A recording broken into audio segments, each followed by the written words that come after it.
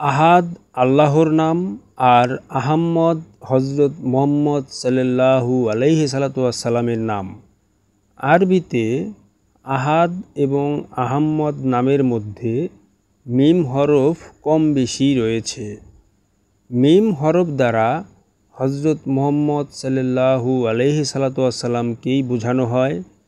মিম হরফকে যদি আহাদ নামের সঙ্গে যুক্ত করা হয় তবে আহাদ আহাম্মদ হয়ে যায়।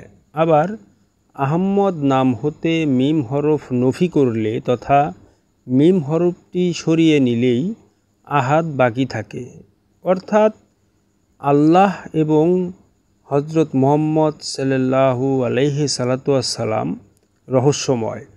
তাই তো সাইজি তার কালামে বলেছেন, খোদা সেই করে গেল রাসূল রূপে অবতার, এমন দিন কি হবে রে আর।